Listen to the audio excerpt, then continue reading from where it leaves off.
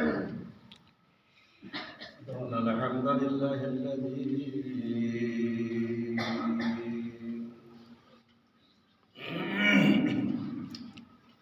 لم يزل عالما قديرا حيا قيوما سميعا بصيرا وأشهد أن لا إله إلا الله وحده لا شريك له وأكبره تكبيرا وأشهد أن سيدنا وسندنا وحبيبنا وحبيب ربنا أرسله بالحق بصيرا ونذيرا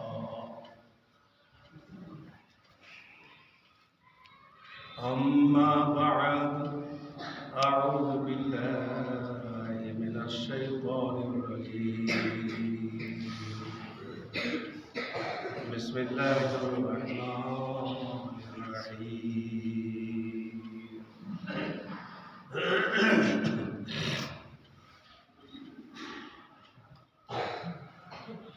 قاف والقرآن المجيد بل عجبوا أن جاءهم منذر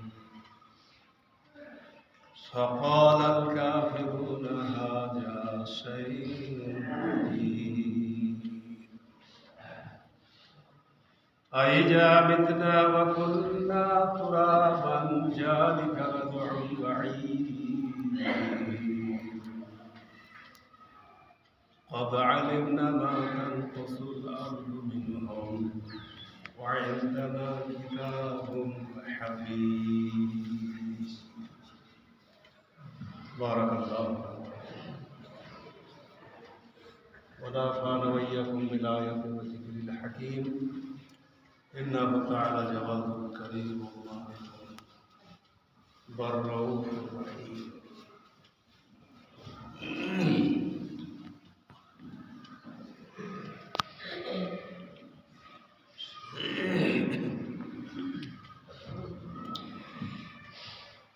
إن الحمد لله وكفى وسلام على عباده الذين اصطفى أما بعد أعوذ بالله من الشيطان الرجيم بسم الله الرحمن الرحيم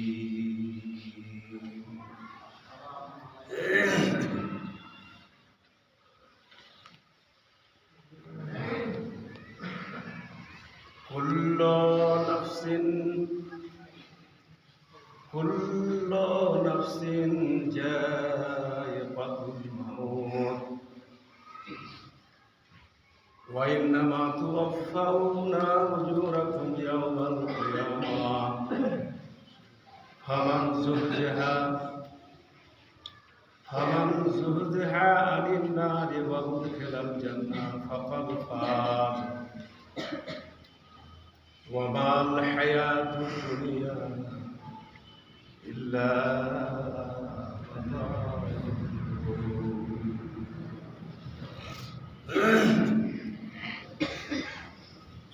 وقال تعالى في كلامه المجيد وفي فرقانه الحميد بسم الله الرحمن الرحيم ألهاكم التكاثر حتى زرتم المقابر كلا سوف تعلمون ثم كلا سوف تعلمون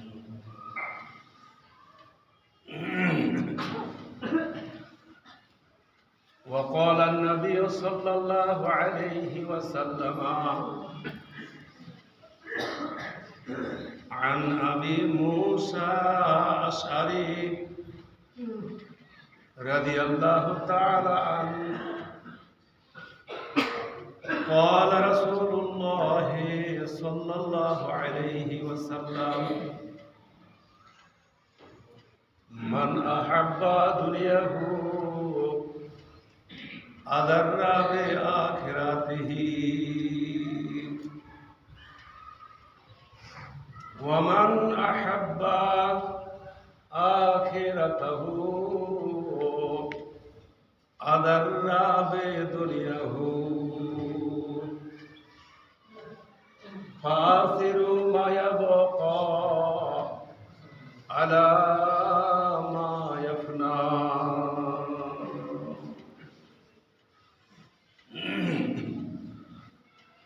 উপস্থিত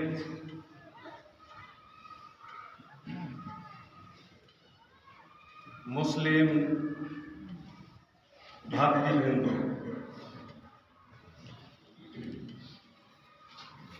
সমস্ত প্রশংসা মাত্রই মহান আল্লাহ রাব্বুল আলামিনের জন্য।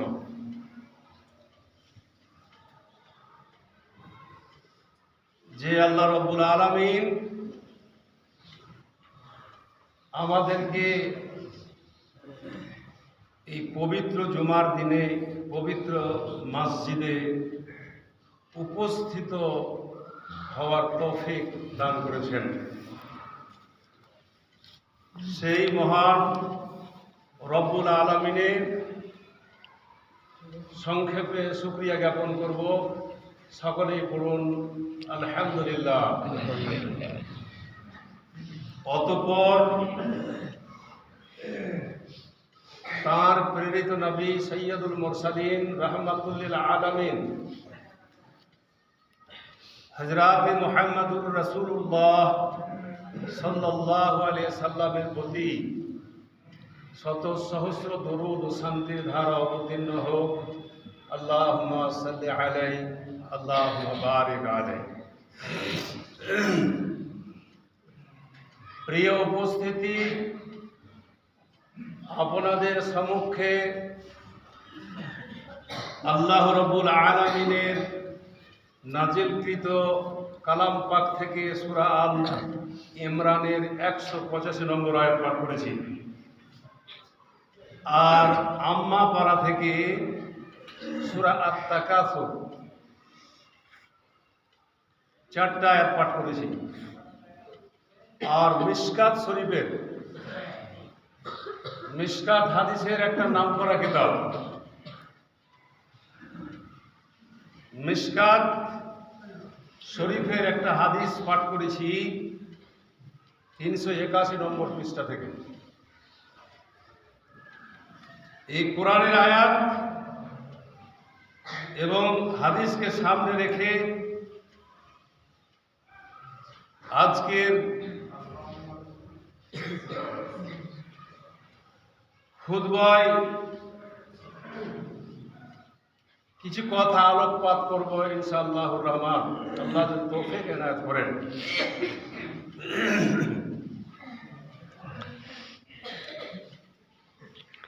আজকে খুতবায় যে আপনাদের সম্মুখে সূরা আল ইমরানের 185 নম্বর আয়াত পাঠ করেছি, এ আয়াতে আল্লাহ রাব্বুল আলামিন মূলত 4টা বিষয়ের কথা উল্লেখ করেছেন। এই 4টা বিষয়ের কথা আল্লাহ বর্ণনা করেছেন, সেই কথাগুলো আপনাদের সম্মুখে তুলে ধরবো ইনশাআল্লাহ। আল্লাহ রাব্বুল আলামিন এই আয়াতে পরিষ্কার পাক জবানে বর্ণনা করেছেন, বর্ণনা দিয়েছেন। প্রথম বিষয় যেটা, 4টা বিষয় বর্ণিত হয়েছে এই আয়াতে, তার মধ্যে যেটা প্রথম বিষয় সেটা আল্লাহ পাক বলেছেন কুল্লু নাফসিন যায়িকাতুল মাউত। আয়াতে 4টা বিষয় বর্ণিত হয়েছে প্রথম বিষয়টার কথা আল্লাহ বলছেন, কুল্লু নাফসিন যায়কাতুল মাউত, প্রত্যেক জীবন্তকে, প্রত্যেক ব্যক্তিকে, প্রত্যেক নাফসকে, প্রত্যেক ব্যক্তিকে মৃত্যুর স্বাদ আস্বাদন করতে হবে। প্রথম বিষয়, এই বিষয়টা এমন একটা গুরুত্বপূর্ণ বিষয়। তার মানে আল্লাহ পাক বলছেন প্রত্যেক ব্যক্তিকে পরকাল গমন করতে হবে, দুনিয়া ছাড়তে হবে, তাকে মৃত্যুর স্বাদ গ্রহণ করতে হবে।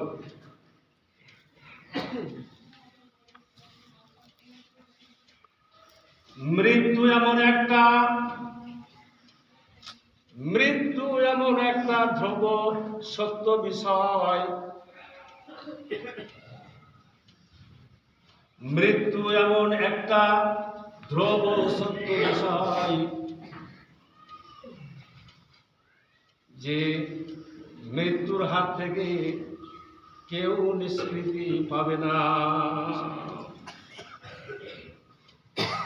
মৃত্যু এমন একটা ধ্রুব সত্য বিষয়, আল্লাহ রাব্বুল আলামিন বলছেন যে এই মৃত্যুর হাত থেকে কেউ রেহাই পাবে না। হযরতে আদম আলাইহিস সালাতু ওয়াস সালাম থেকে শেষ নবী পর্যন্ত যত নবী রাসূল এসেছেন, কেউ মৃত্যুর রেহাই থেকে রক্ষা পাননি। একমাত্র ঈসা আলাইহিস সালাতু ওয়াস সাল্লামকে আল্লাহ রাব্বুল আলামিন চতুর্থ আকাশে উঠিয়ে রেখেছেন।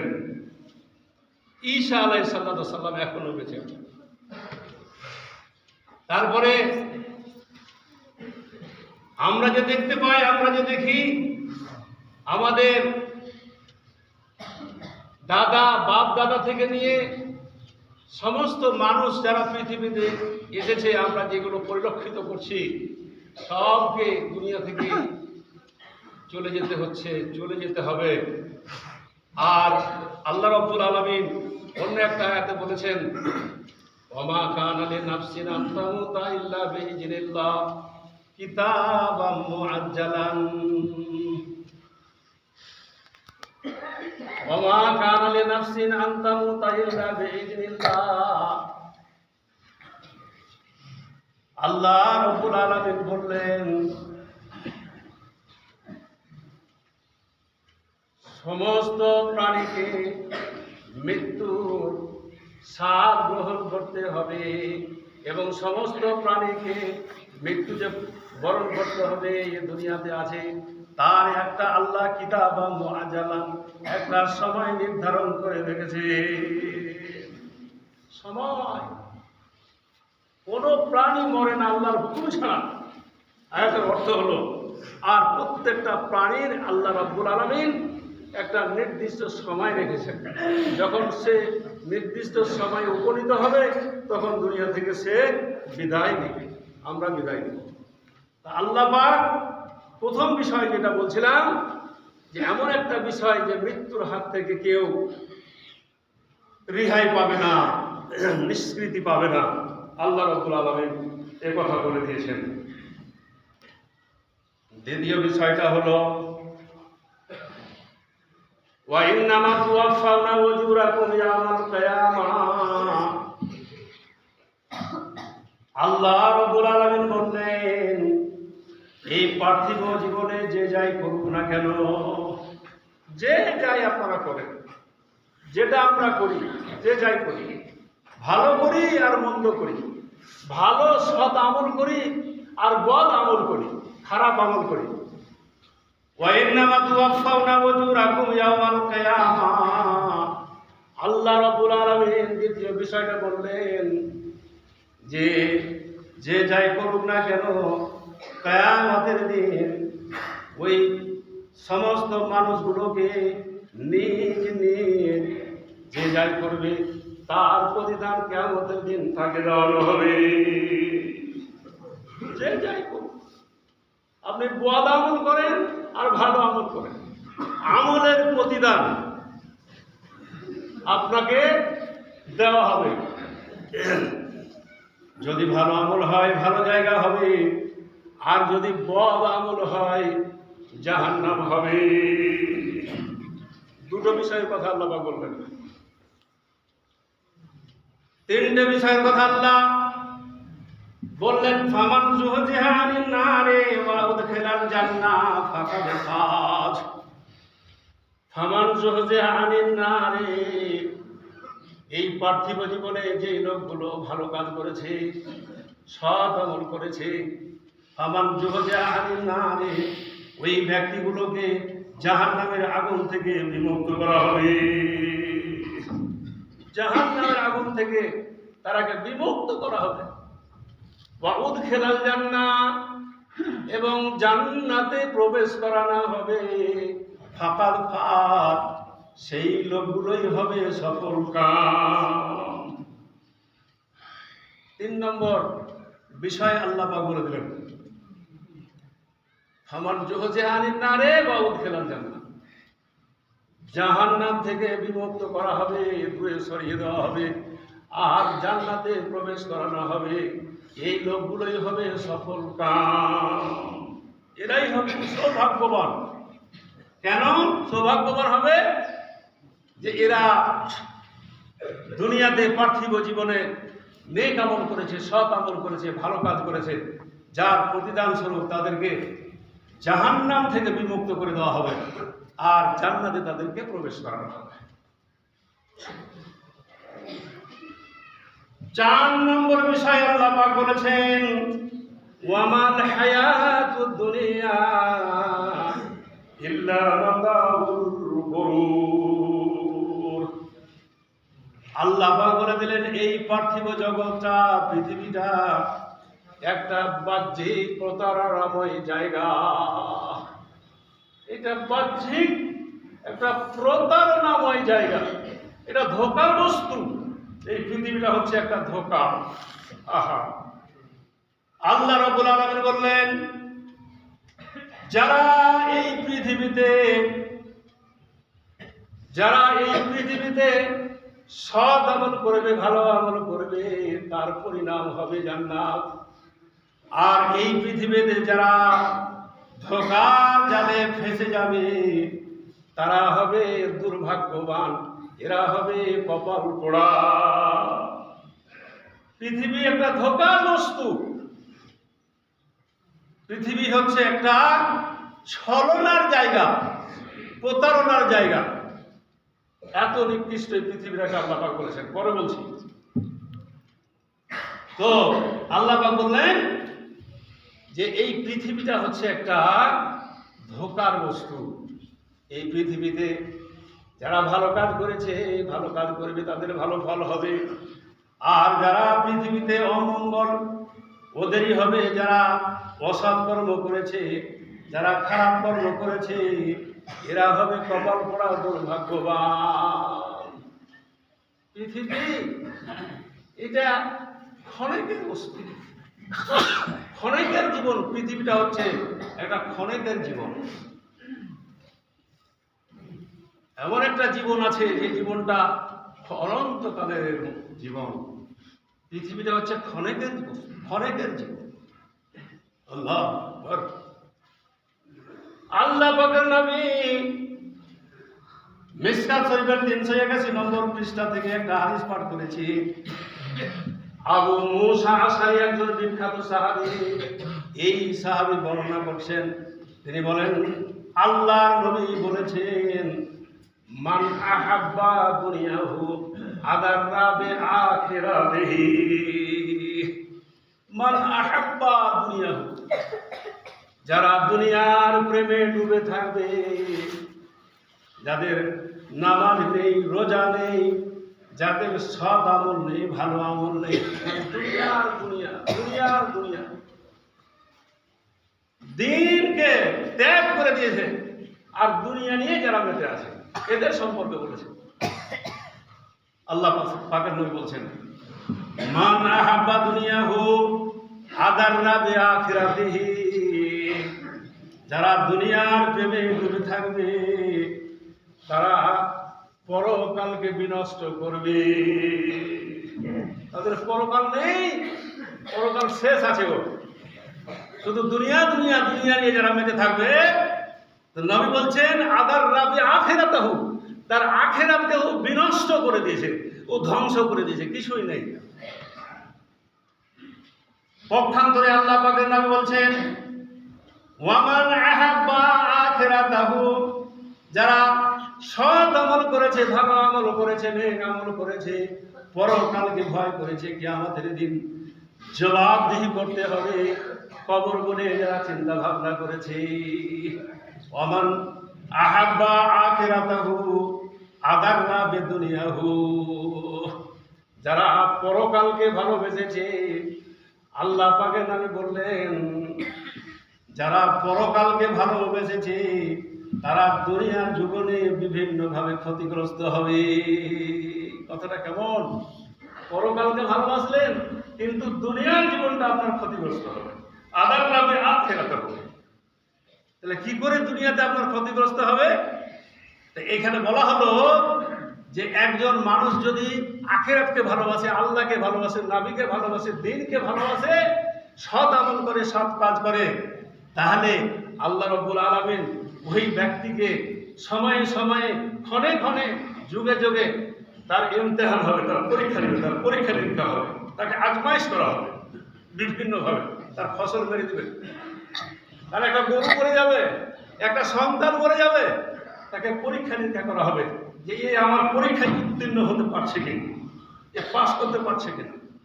একজন সৎ মানুষকে, নবীদেরকে আল্লাহ রাব্বুল আলামিন পরীক্ষা নিয়েছেন, ভালো মানুষদের, সৎ মানুষদের, যত নবী রাসূলদের আল্লাহ পরীক্ষা নিয়েছেন। কিন্তু বেঈমানের কি কোনো পরীক্ষা আছে? বেঈমানের কোনো পরীক্ষা নেই, কোনো পরীক্ষা না। যত পরীক্ষা নিয়েছে আল্লাহ সৎ মানুষের। ইব্রাহিম নবীর কথা জানেন না আপনারা? তাকে অগ্নিকুণ্ডের ওই নমরুদ নিক্ষেপ করা হয়েছিল, ওটা একটা পরীক্ষা ছিল।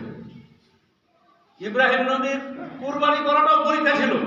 এই করে করে মুসা, ঈসা, যত নবী এসেছেন সমস্ত নবী মানে পরীক্ষা নিয়েছেন আল্লাহ পাক সৎ মানুষের, ভালো মানুষের। আল্লাহু আকবার। আল্লাহ পাকের নবী বললেন ফাআসিরু মা ইয়াবকা আলা মা ইয়াফনা।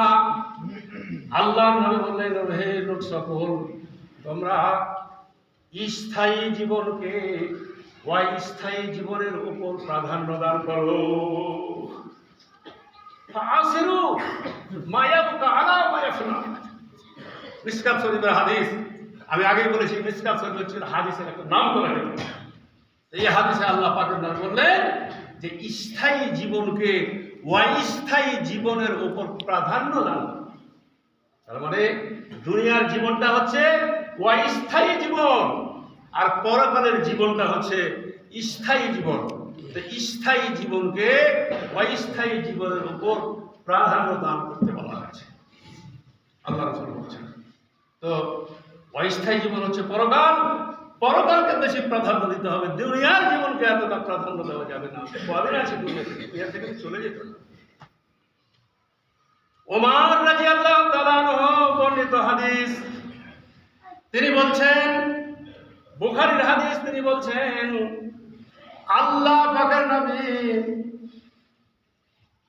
এক দিবস আখাদ রাসূলুল্লাহ সাল্লাল্লাহু আলাইহি ওয়াসাল্লাম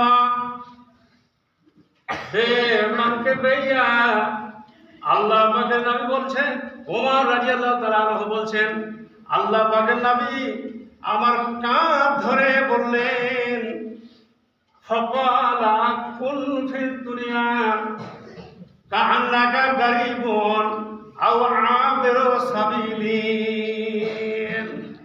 ওমর বলছেন আল্লাহর নবী আমার কাঁধ ধরে বললেন, কি বললেন? কুন ফিদ দুনিয়া কাআন্নাকা গারিবুন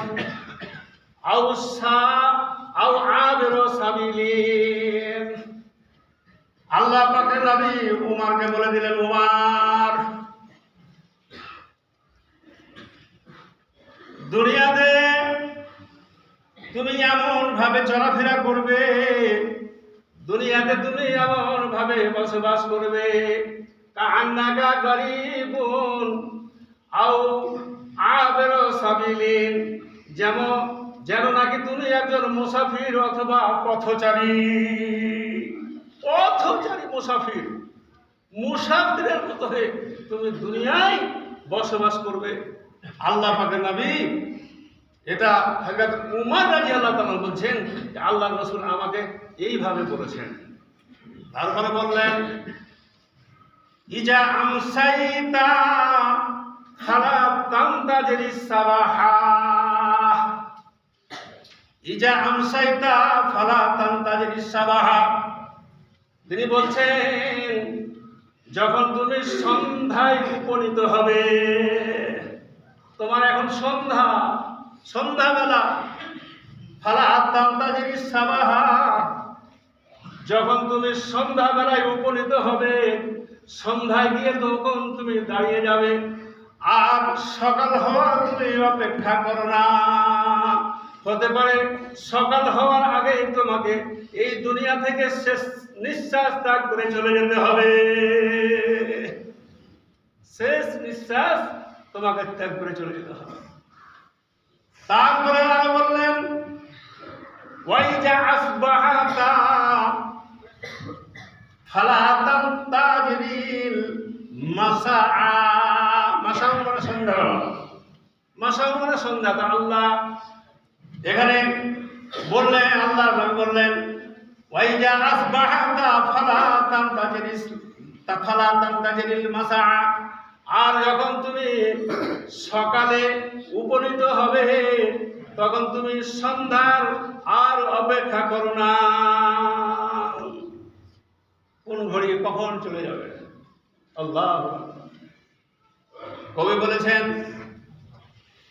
এ জীবন রতন তোমার শয়নে স্বপনে, কোন সময় বিদায় নিবে ভাবো নাকি মনে। খোদার দেশের আজরাইল হাজির হইয়া যাইবে, কলেজায় হাত দিয়ে রূহ কবুজ করিবে।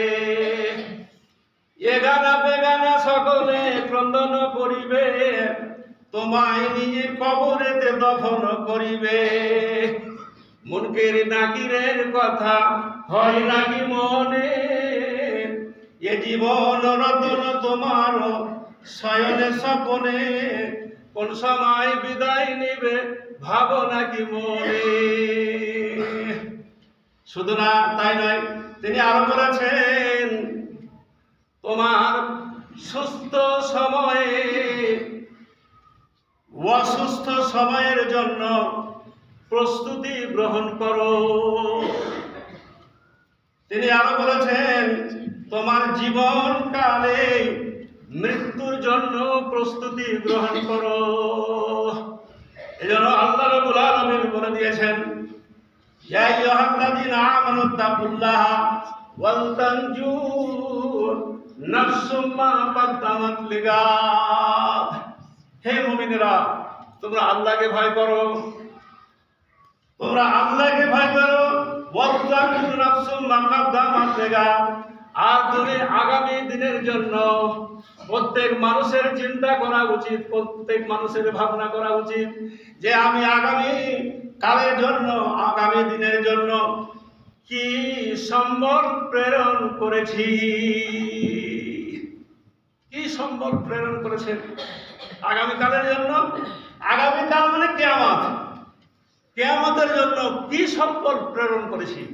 আজকে তো নামাজ পড়ি না এক রাকাত, আপনি কি সম্বল তৈরি করতে পেরেছেন? কি সম্বল তৈরি করলেন আপনি? এক ওয়াক্তের নামাজ নেই, আপনি ভালো কাজ করতে পারেন না, গরিব দুস্থি অনাথকে দেখতে পারেন না, ভালো করে দান ধ্যান করতে পারেন না, ভালো আমল করতে পারেন না। এক কথায় আগামী কালের জন্য আপনি কি সম্বল পাঠালেন, কি সম্বল পাঠিয়েছি আমরা, চিন্তা করা উচিত প্রত্যেকটা মানুষের। যাই হোক, সময় কয়েক মিনিট বেশি হয়ে গেল। وما علينا إلا البلاغ وعليكم الحساب. اللهم صل على محمد وعلى آل محمد كما صليت على إبراهيم وعلى آل إبراهيم إنك حميد مجيد. اللهم بارك على محمد وعلى آل محمد كما باركت على إبراهيم وعلى آل إبراهيم إنك حميد مجيد. صلى الله تعالى على خير خلقه محمد وعلى آله وأصحابه أجمعين. সুবহানা রাব্বিকা রাব্বিল ইজ্জাতি আম্মা ইয়াসিফুন ওয়া সালামুন আলাল মুরসালিন আলহামদুলিল্লাহি রাব্বিল আলামিন ওয়া মা তৌফিকি ইল্লা বিল্লাহ।